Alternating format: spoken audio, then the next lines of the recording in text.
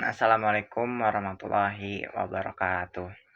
Halo semuanya, perkenalkan nama saya Muhammad Nur Rizky Juhri dari kelas 12C. Pada kesempatan ini, saya akan membahas tentang pengembangan diri untuk menghadapi dunia kerja digital di masa yang akan datang.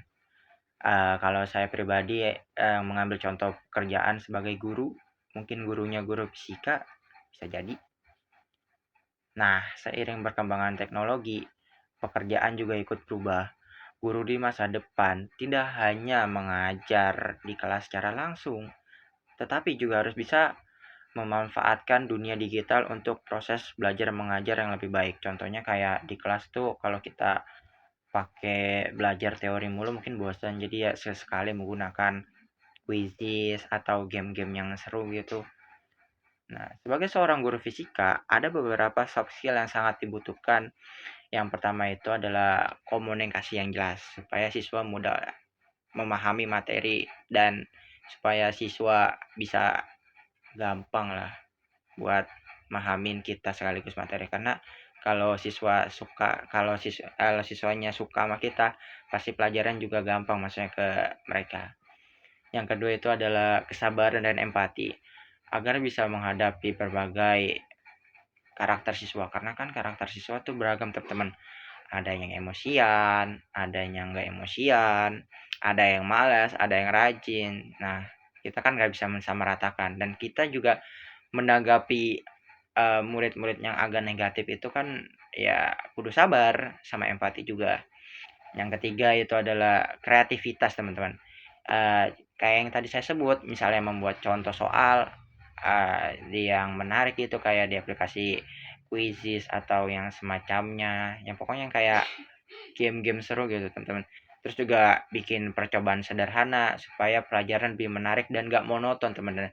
Pastinya murid-murid tuh lebih suka praktek daripada ngerjain soal atau teori-teori segala macamnya, karena kan itu ngebuat murid lebih tahu kan tentang cara kerja dunia gitu. Selain itu ada juga hard skill yang dibutuhkan teman-teman.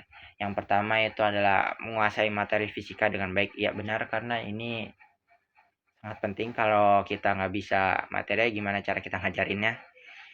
Yang kedua itu kita menggunakan teknologi pembelajaran. Kayak tadi saya sebut teman-teman, quizzes. Seperti kita juga bisa buat presentasi.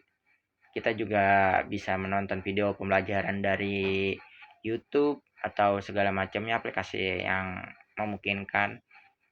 Terus kita juga menguasai platform online, misalnya kayak Google Classroom atau Zoom untuk mengajar secara daring, karena kan kita nggak bisa pastiin juga kita tuh bisa selalu tatap muka, karena kan pasti ada momennya di mana kayak daring gitu.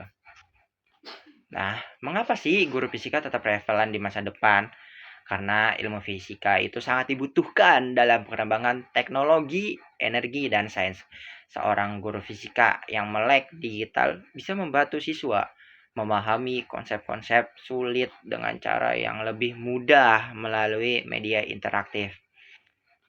Untuk mengembangkan diri, saya bisa mulai melatih cara menjelaskan materi dengan bahasa yang sederhana, belajar membuat media pembelajaran digital, serta berlatih berbicara di depan kamera.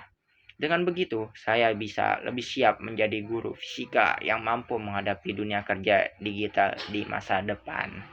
Sekian dari saya, mohon maaf jika ada kekurangan. Wassalamualaikum warahmatullahi wabarakatuh. Terima kasih.